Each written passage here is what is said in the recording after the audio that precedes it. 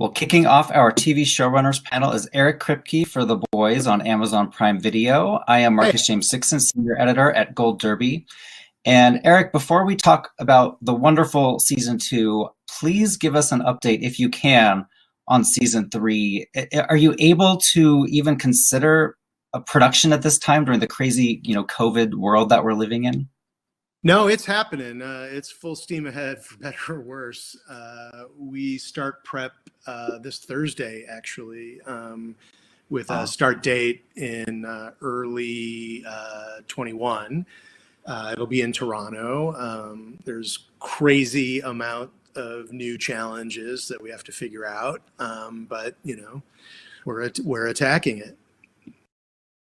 And I'm curious, going back a couple years, of all the comic books out there, and there are a lot, what was it about The Boys that made you want to adapt this one for television?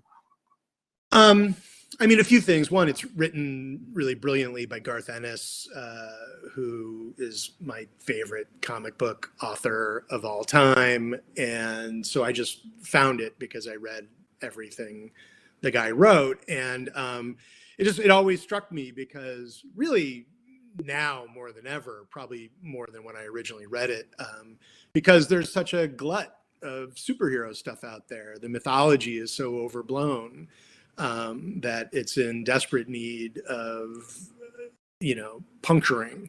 And that's what this, story does. So that's why it was initially attractive to me. And then the deeper I got into it and the more I realized it was sort of about the exact second we're living in, the more excited I got by the material. And, most TV shows, they drag things out for years and years, but you guys have no fear about just going in head first. You kill off characters, you make shocking reveals, you advance relationships a lot faster than other shows would. How do you decide when it's the right time to make a game-changing reveal?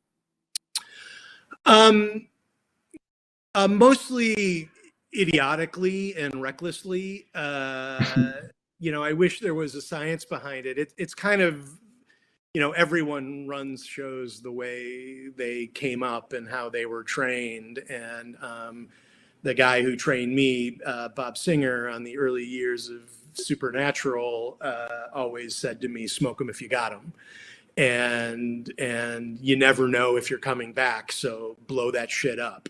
And if the audience doesn't know if you don't know what's coming next, then the audience doesn't know. So I've never been precious with that. Like I hate TV shows that take forever and like tune in because by episode 6 or 7 it really starts cooking. Like, we're in the entertainment business and it's our job to have, awesome, fun, moving, emotional episodes every episode, starting with the first one. So for me, it's, it's just kind of par for the course. All of the dozen plus main characters have their own distinct personalities, whether it's the foul-mouthed guy or the arrogant one or the nice or the sweet people. If you could pick one character, who's the most fun to write dialogue for? I would say the Aquaman parody, The Deep, played by Chase Crawford. He's endlessly fun to write for because every other part of the show, we really try to apply as much stringent reality to that situation as possible. Like, what would superheroes really be like in our world? And so there's an incredible amount of psychological conversation and depth and references to the current political situation and everything we can to ground it. But for some reason with The Deep, we just allow ourselves to just have the most absurd humor, where he's trying to kidnap a dolphin or he's riding on the back of a whale that gets a boat broadsided into it. Like, for some reason, he just inspires the silliest, most fun conversations. And you have two characters that don't say any words at all, Black Noir and Kimiko. What's the challenges for that as a writer to have two characters that don't speak? It's a challenge we really enjoy.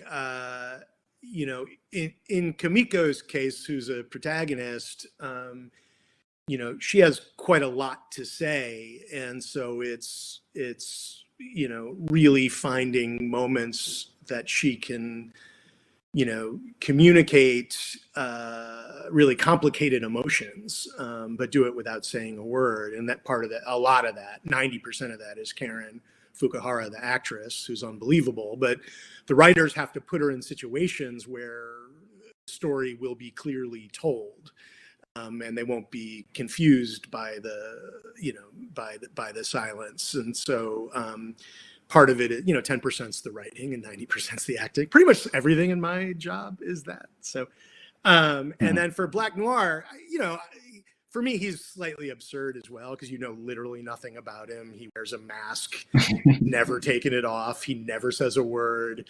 Who the hell knows where he's from or what he's doing? And so many people say to me, like, that's my favorite character, because I love how emotional, or I love how sad he was in this scene, and I love how angry he was in that scene. And I'm like, same guy, same mask, nothing changed. And it's just funny. I think people imprint on him in a really interesting psychological way. They put their own emotions of how they're feeling about the scene, and they see it in his face. It's an interesting experiment. My favorite joke was when somebody said, he doesn't identify as a race. And I'm like, yeah, I guess not. It's so funny. One of the scenes I really wanted to spotlight was in the finale, when all of the female soups come together for the first time, and they're just knocking the crap out of Stormfront. Tell me about that scene and the female empowerment aspect of the show, because even though it's called The Boys, there are a lot of strong girls as well.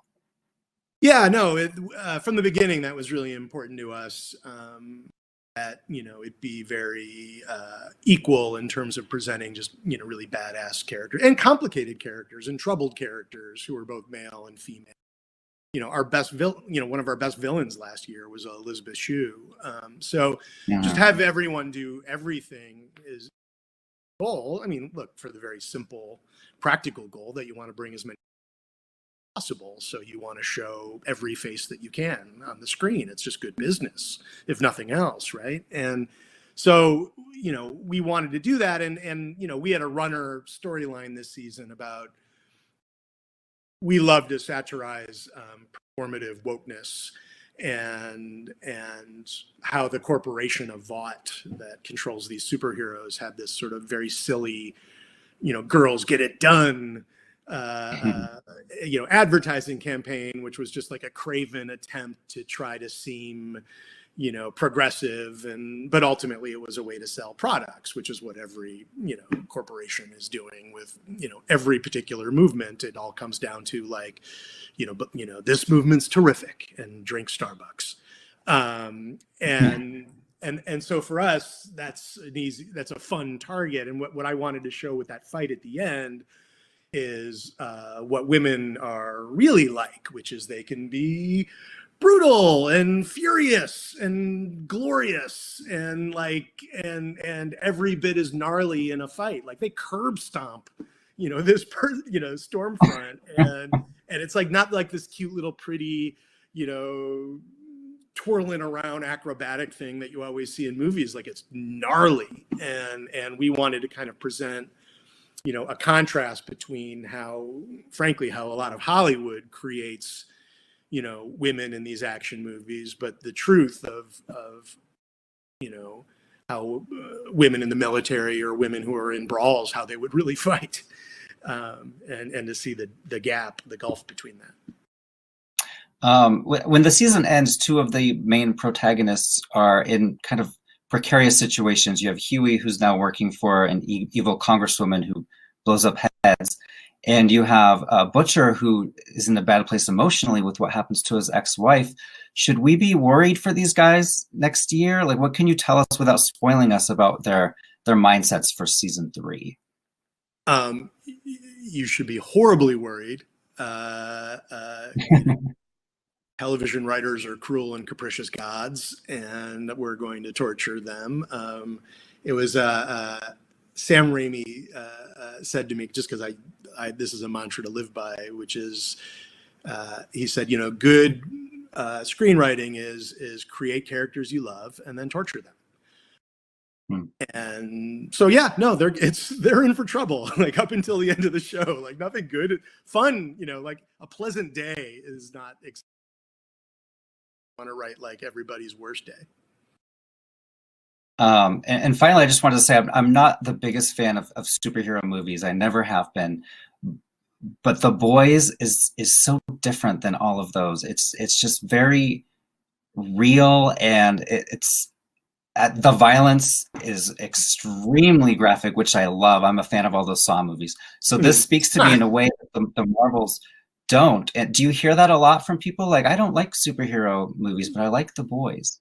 Yeah, it's look, it's a show for people who like superhero stuff, and it's for a show for people who hate superhero stuff. I mean, if you were really ask me what the show's about, I wouldn't say it's a superhero show. I would say it's an angry satire about the Trump administration and late stage capitalism. Like that's what the show is. It happens to be all good genre as a metaphor, and this one is about where authoritarianism and celebrity combine and how people use those forces to manipulate a huge amount of the population. And whether you're sitting behind a presidential podium or you're wearing a cape, it's the same playbook and it's the same satire. And for us, we're satirizing that, and then those are the targets. So I think people see not just like the reality and the characters, but there's a